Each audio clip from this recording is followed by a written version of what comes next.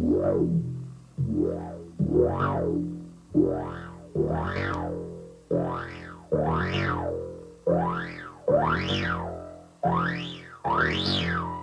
guys, it's Jeremy with Passfire here. Today we got another video for you about synthesizers. As some of you may know who've been following our channel, besides fireworks, we are also into music. It's something that we've been doing for years, and we like to incorporate musical compositions in with our film and video stuff. So sometimes when we can, we like to do original content, and synthesizers are a big part of that. For those of you who have been following our channel, you may remember that we did an unboxing video of this here beast, the WASP Deluxe. This is a remake of the original WASP synthesizer. This one's made by Behringer. It's a fun synthesizer, and we kind of just scratched the surface with the unboxing video last time. So this time I'd like to do a little bit of a deeper dive into the WASP and some of the sounds it can do.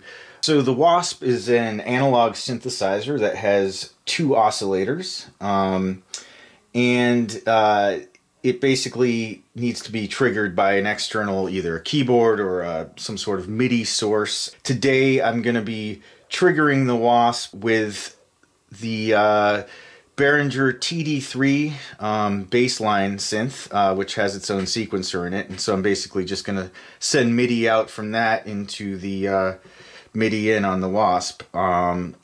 And if you're interested in learning more about the TD3, we actually did an unboxing video on that as well, so you can check that out. But today is really, we're going to be looking at the WASP and just using the TD3 to trigger it.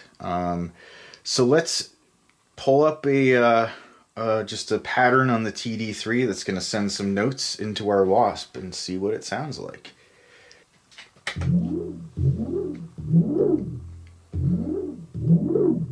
That's a pretty grungy sound there. You can see we're just going to open up the filter here a bit, which this filter is a multi-mode filter. You got low bandpass, notch filter, and a high pass filter. I have it set in sort of classic low pass mode. So when you turn the filter frequency down, it's going to cut out all the highs and just leave the lows.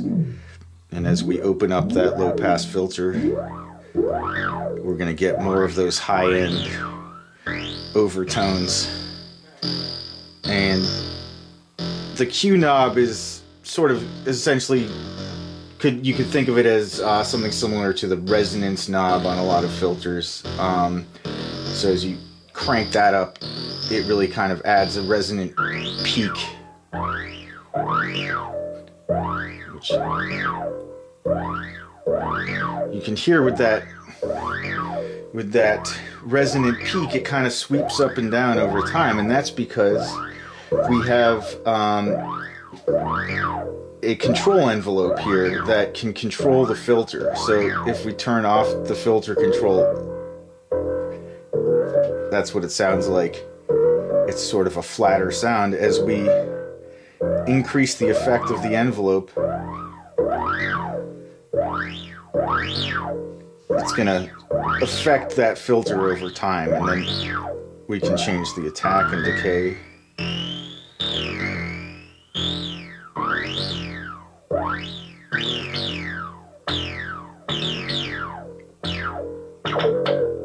You can get it real short and chirpy sounding.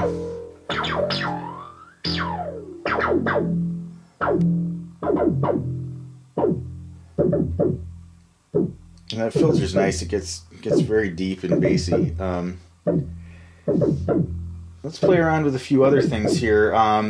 So as I mentioned, it is a dual oscillator system, so you get oscillator 1 and oscillator 2 here in the oscillator bank. And as is often the case with these kinds of things, each oscillator has a octave control. So let's just turn off the second oscillator here, which we can turn that off. And now we're just hearing the first oscillator. I am gonna adjust our filter here so we can kind of get a purer sound. Alright, so now we're just hearing Oscillator 1, which, as I mentioned, you can control the octave pitch all the way down to 32, up to 16, an octave higher, another octave, and finally up to the high end.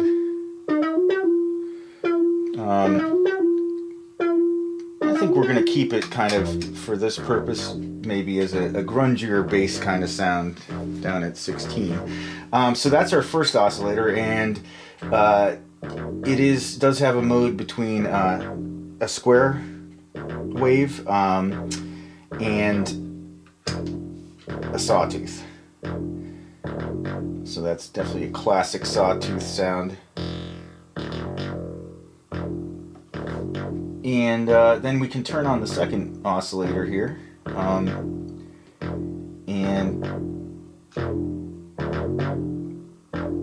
it kind of thickens it up right now. It's set at exactly the same pitch, so it's not too noticeable perhaps as it is now. But let's switch it to a square wave. So we're adding a square wave from oscillator 2 to the saw wave of oscillator 1, and let's pitch this one up an octave. Alright, so now you can kind of hear that a little better, what that one's doing.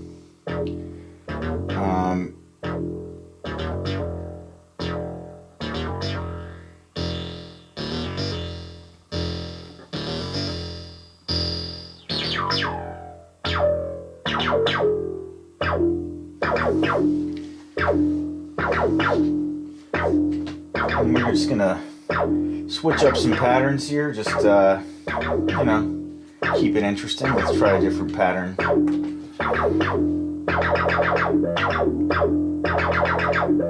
Okay, this is kind of a good, like, acid line, bass line thing.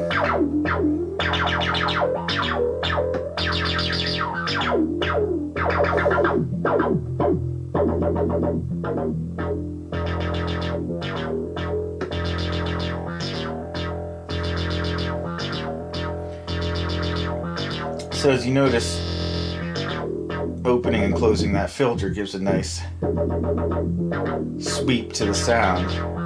What's great about this WASP is you can automate that filter control so that it sweeps automatically.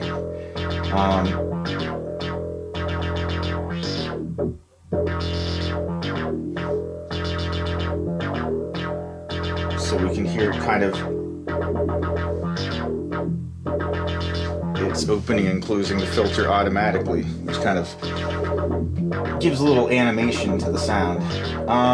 Now, here's another thing that sort of you could kind of think of as an extra signal source or kind of an oscillator, but it's just a noise signal that we can mix in by turning this up. Yep, so you can hear that noise in there.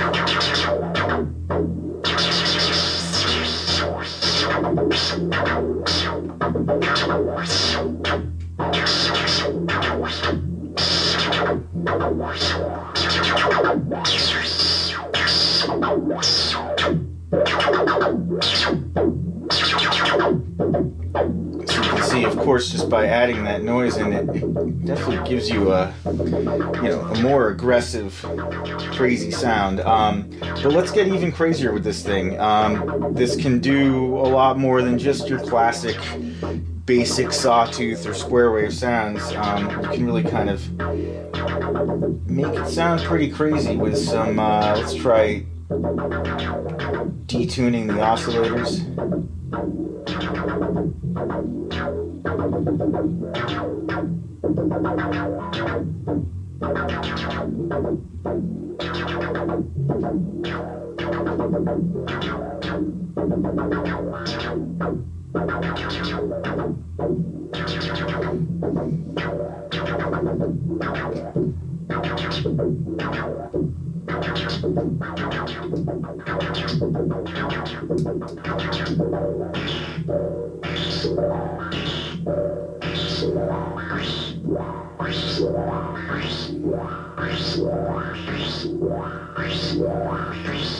Right now I'm working with the control envelope section here, which really can change the dynamics of the sound. And it has this really cool mode here, this sort of built-in delay thing, which is not like a delay effect on a guitar pedal. It's more of a repeat effect on the envelope itself.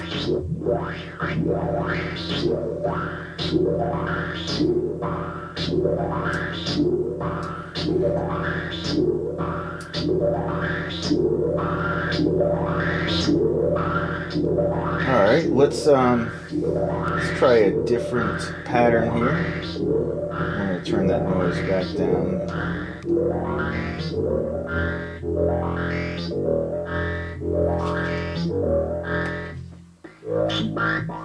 Alright, so I got a different pattern here, and you know, you can just get some pretty wild sounds out of this thing.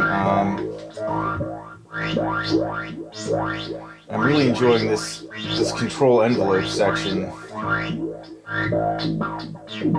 It lets you get these strange rhythmic effects. And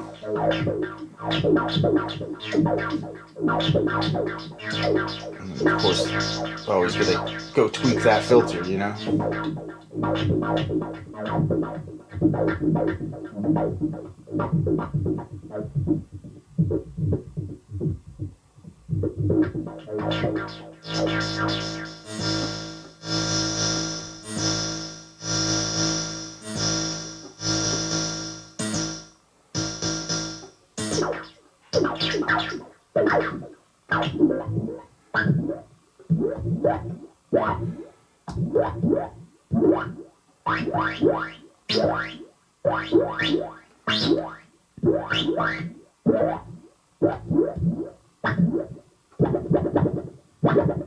Let's just get really weird. We'll just start, you know, turning some knobs here and just see how strange we can get it.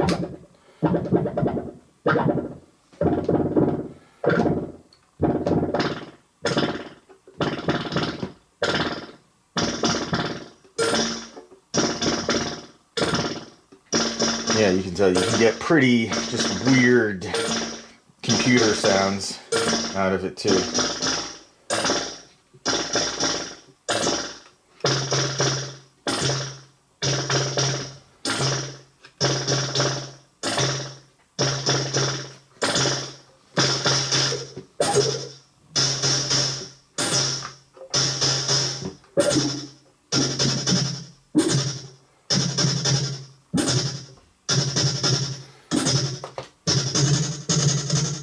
Switch up the patterns here. Let's try something else. That's kind of a funky rhythmic pattern there.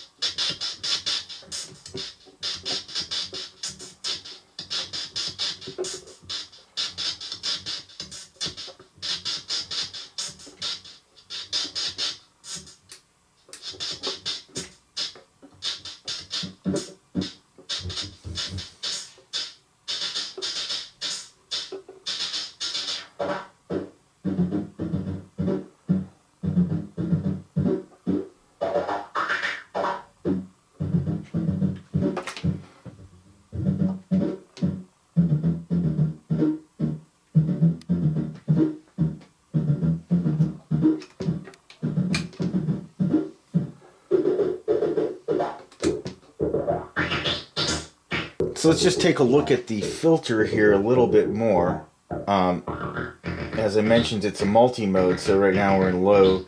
Let's just see what we'll do a filter sweep with the different ones and see what they sound like. So this is low. Well, we'll go to band pass.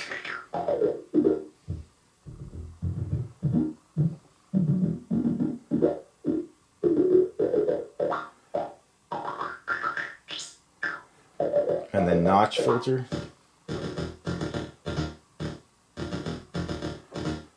The notch filter is probably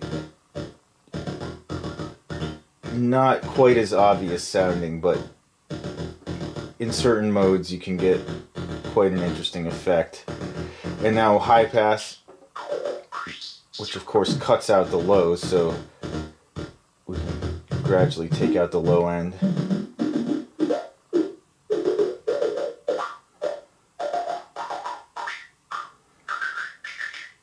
It's quite nice having a high pass filter option.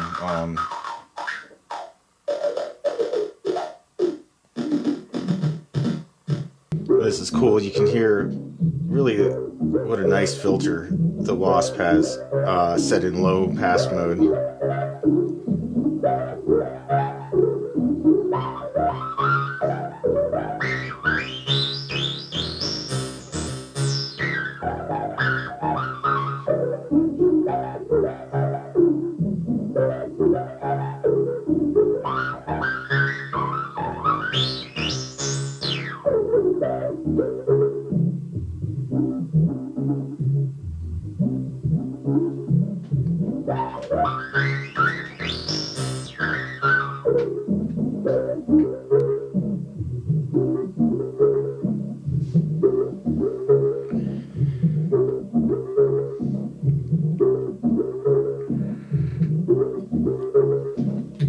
So that gives you an idea a little bit of the kinds of crazy sounds you can get out of the WASP. It's a lot more than just a simple, you know, square wave or saw wave synthesizer. Of course, it's based on that, but you can get some pretty cool sounds out of it. And as I said, I think you could really spend hours or days digging into this thing and not explore all the sonic possibilities it has, which is quite impressive for, you know, a 2 oscillator analog synthesizer.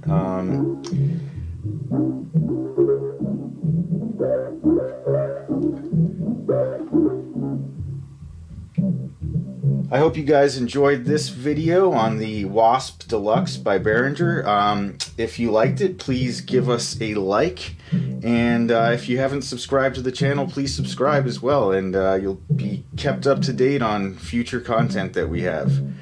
Alright, stay green, folks.